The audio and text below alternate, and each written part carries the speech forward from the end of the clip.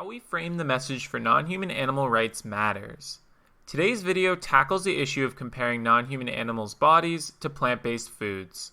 Let's draw a quick example so you can see what we're talking about. These comparisons are usually done by creating a chart.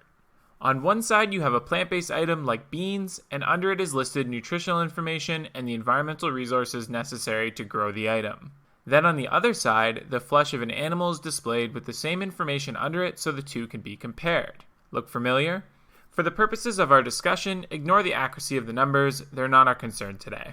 When we share these images, we hope that others recognize both the environmental and health benefits of plant-based eating.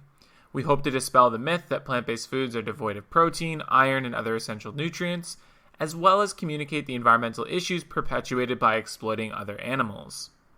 But do images like these move anti-speciesism forward? Let's discuss the unintended consequences for non-human animals. Let's start with the use of the word beef. Beef specifically refers to the flesh of a cow that is commodified and being used as food. It's also a euphemism that removes us from the individual whose body it came from. Beef is appetizing to many humans and makes people think of a product on the supermarket shelf. While cow flesh is just as accurate, it does not have the same effect. Why would we perpetuate the use of a word that further entrenches cows' bodies as a commodity? In many ways, the goal of non-human rights is to liberate them from commodity status, but normalizing and validating the use of language that serves to perpetuate their oppression moves us further from this goal. Check out our other video on this issue for a more in-depth explanation. There are different versions of these charts. Some just have environmental information, some only health information, some say cow flesh, some say beef, and some have a picture of a cow or just their dismembered body. But an issue that cannot be avoided is the chart is overtly comparing the two, and this comparison further entrenches the perception of cow flesh as food. The chart suggests the question, which of these two foods is better for human health and the environment? Forgetting that cow flesh is not food. It's the body of an individual who didn't want to die. Let's say the chart is successful. The person viewing this decides to consume beans instead of beef. Is this a success for anti-speciesism? The person is at the grocery store and is going to buy beef, but then remembers they can get similar nutrition and help the planet by buying beans instead. What has occurred is that someone has chosen one product over another product. This framing only further entrenches the current paradigm in which cows' bodies are seen as commodities.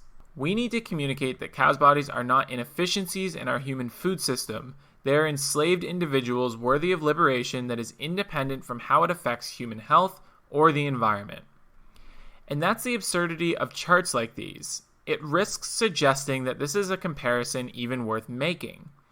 It risks suggesting our decision to consume the flesh of cows and kill them is somehow dependent upon the use of water and how much nutrients their body contains.